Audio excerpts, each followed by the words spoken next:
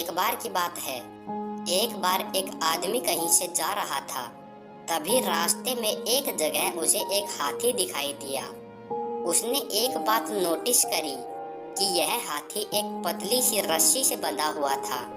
उस आदमी को ये देखकर हैरत हुई कि कैसे यह कितना बड़ा जानवर एक रस्सी के सहारे बंधा हुआ रह सकता है, क्योंकि वहां ना कोई जंजीर थी और ना ही कोई पिंजरा था।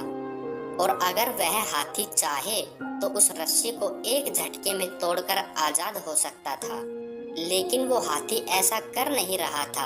आखिर इस बात की क्या वजह थी, यह जानने के लिए उस आदमी ने हाथी के मास्टर को देखा और उनसे पूछा कि यह हाथी इतनी पतली और कमजोर रस्सी से क्यों बंधा हुआ है और भागने की कोशिश भी नहीं कर रहा, जबकि वह एक झटके में ऐसा कर सकता है। तो हाथी के मास्टर ने कहा, जब यह हाथी बहुत छोटा था तब मैं इस हाथी को इसी रस्सी के सहारे बांधा करता था। तब यही रस्सी इसके लिए बहुत मजबूत थी, इसको पकड़े रहती थी और ये रस्सी तोड़कर नहीं भाग पाता था। इसने उस समय रस्सी को तोड़ने की बहुत कोशिश की थी, लेकिन यह बार बार नाकाम रहा और कई बार हारने के बाद इसने रस्सी को तोड़ पाना नामुमकिन समझ लिया और रस्सी पर जोर लगाना भी छोड़ दिया। और ये हाथी धीरे धीरे बड़ा होता गया और अभी भी उसे लगता है कि इस रस्सी से आजाद होना मेरे बस की बात नहीं है, और यही सोचकर इसने रस्सी को तोड़ने की कोशिश भी नहीं की। और आज यह बहुत ताकतवर हाथी है, लेकिन इसने इस रस्सी से हार मान ली है। वह आदमी यह सुनकर हैरान था।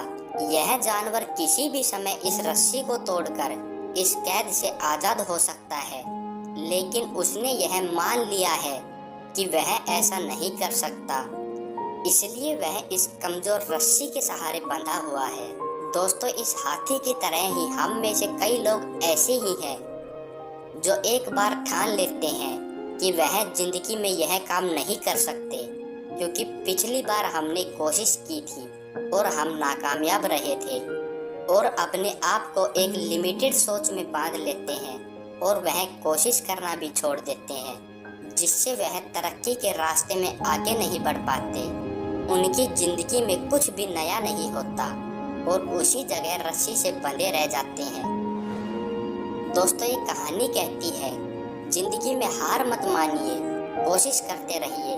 कई बार आपसे भूल होगी, उस फेलियर का भी सामना करना पड़ेगा, लेकिन यही भूल चूक इस बात का प्रूफ है कि आप कोशिश कर रहे हैं। आप सच में फेल तब होंगे जब आप कोशिश करना ही बंद कर देंगे। बाकी आपको ये छोटी सी कहानी कैसी लगी, कमेंट करके जरूर बताना, और अगर आप ये कहानी और लोगों तक पहुंचाना चाहते हैं तो इसे शेयर करना। बाकी मैं मिलता हूँ दूसरी वीडियो में, तब तक के लिए जय श्री राम।